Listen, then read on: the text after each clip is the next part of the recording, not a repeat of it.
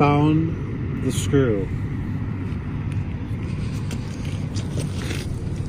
The pain is real. Just see the head of it.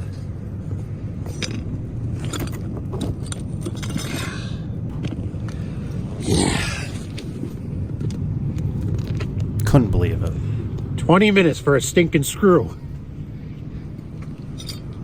My life was ruined. Now we don't have to drive all the way across town, which is going to be great, because now we can actually go get dinner.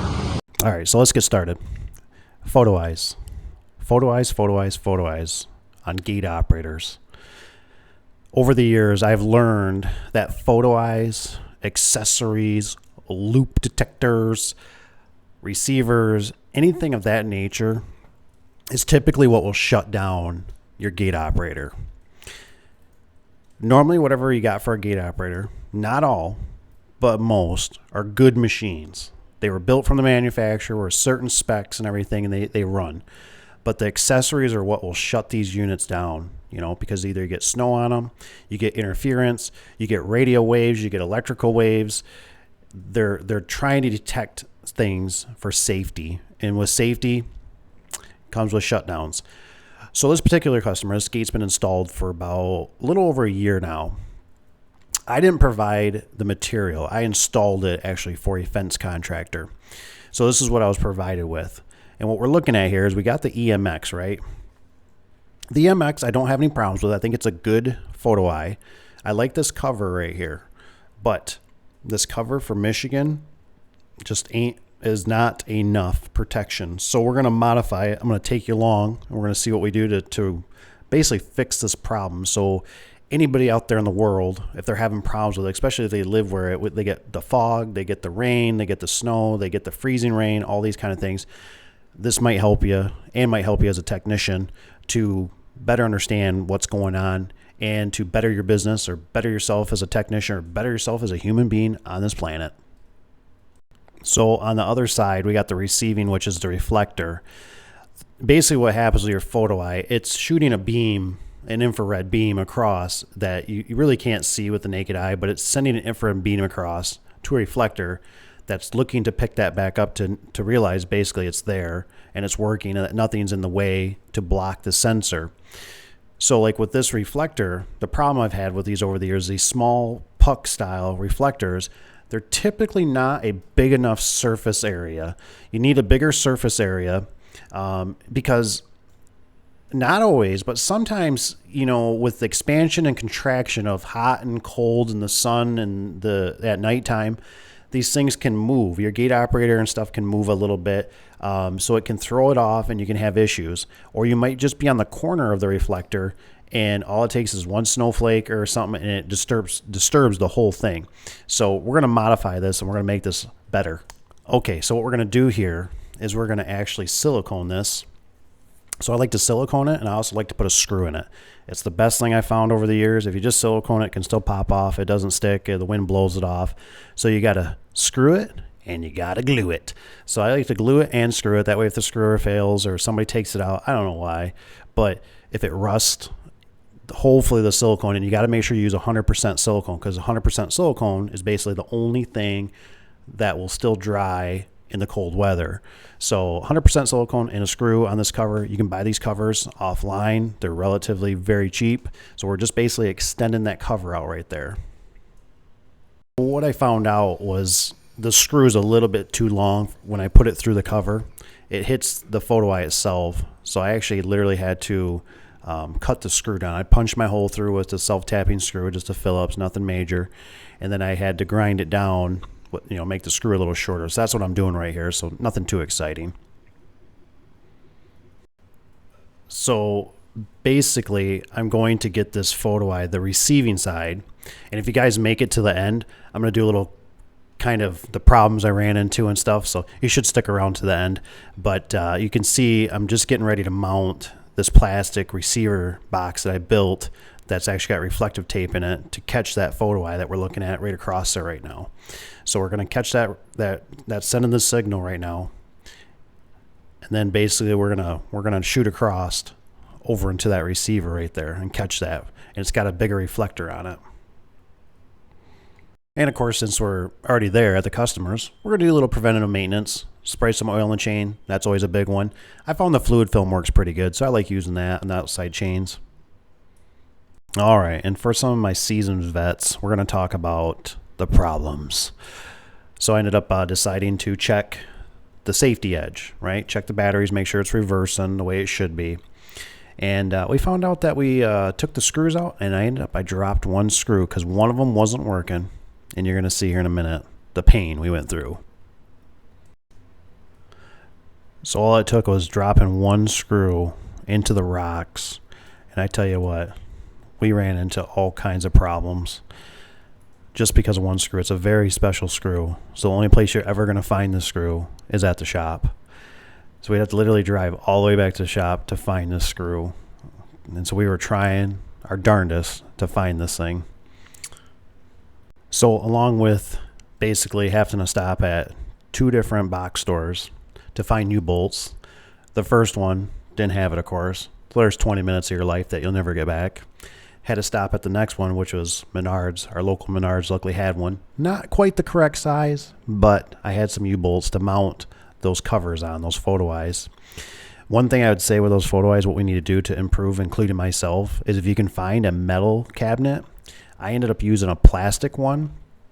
And the plastic one, let me show you some pictures because I did put it together, and I want to show you what I did and what I ran into, some problems, so hopefully you don't. So obviously this is the best we can come up with right now until we find a metal box. That's this. Basically you need a nuts and bolts bin, and these ones are plastic, so they're not going to last a super long time. But right now I'm trying to try this for the customer. It's a cheaper option. And if it works, great. We'll upgrade in the future, in 2 or 3, 4 years to some metal ones after I can find them. I got to find them used. I can't find new ones so far. Not that they're not out there. I just haven't searched at Hardin Granger. So here's what I kind of built. We'll go along on this. So I got some bolts through it basically so I can mount it to a bracket of some sort to mount to a post. That way I got adjustment. Just a side view of it so you can kind of see what I'm working with here. Now this was rolled metal used for like roofing, for like a valley, just basically a tin sheet metal galvanized. And I ran into a little bit of problems. I found out, well, to buy a chunk that was only like a foot by a foot at Lowe's was basically $45. I said I'm not spending $45 for a chunk of metal that's only a foot by foot. So I ended up using the roll that I had left around. I cut it out and then I inserted it. When I inserted it, I've used these 2 products, mostly the one at the top that says strongest, 100% solid, durable. I've used that product on a lot of different things, wood, gates. I've been trying experiments with it with my own, stuff at home and even with the business a little bit. And I've had really good luck with it. I've really liked the product, but for whatever reason this time it didn't grip on. So when I assembled it, there's glue. You can just see it right here where my mouse is, right at the very bottom. I got it there, got it across, and we're going to see a picture here in a minute of what happened. But, I glued this all together. Now, I didn't do no scratching with sandpaper or anything like that, so that could definitely be my fault. But you'll see it stuck to the metal, but it didn't stick to the plastic. And so I probably should have done a little better prep work. But just so you're aware, if you end up trying to build this for a customer or somebody. I didn't realize I actually I do have a picture of me where I've glued it. So you can see the screws in the back. I got glue for where the metal's going to go. And then as I'm putting it together, the metal's back there. And I got this DOT reflective tape. You can basically use any kind of reflective tape. I just buy big rolls of it. It's cheaper for the business. And I use it on other trucks and stuff like that, trailers. So you can use any kind of reflective tape. It don't have to be the red. It don't have to be the clear. It can just be anything that's a reflective tape. Anything. It can be green. Doesn't matter. It's just got to reflect, basically light. But as I was, I let this stuff sit for like a day or two right by the furnace. So I knew it was getting nice. It was in, good temperature and that. But as I went to put my tape on there, the next thing you know, this thing popped on me. And you can see that the glue stuck to the metal, but it didn't stick to the plastic. So if you're going to try it, you might want to do a little bit of sanding on it. Now, I don't think I have a picture, but basically, I ended up putting screws in there. So I basically, if you look at my mouse, I put a screw right here. I put a screw at the top. I put a screw right here, here, and here, right on these high spots in this little box. But you can eliminate all this if you could just find a metal box. If you can find a metal screw bin box, it's going to hold up longer, it's going to last longer. And then you're not going to have these high spots because it's normally going to be a flat piece of metal, and you could just either put a few screws in it, maybe to be safe, and nip them off so a kid or something doesn't cut their fingers in the back, and you might be okay. So with that, you guys, I hope you learned something about the photo eyes and the reflectors. They can be very tricky sometimes if you don't have the right stuff on there. You can definitely struggle with them a lot. They can be a big problem. So don't let them discourage you. Always remember, with garage doors, with gate operators, everything is about just taking your time, using common sense, trying to figure out the problem, find a solution for the customer, take your time. You know, sometimes you got to spend some money, you got to lose a little bit of money. Sometimes you make a little money, but you just got to be persistent. You got to keep trying new things and innovative. And if you guys have anything, feel free to comment. Don't forget, you guys are always more welcome to always email me at daveadubson@gmail.com.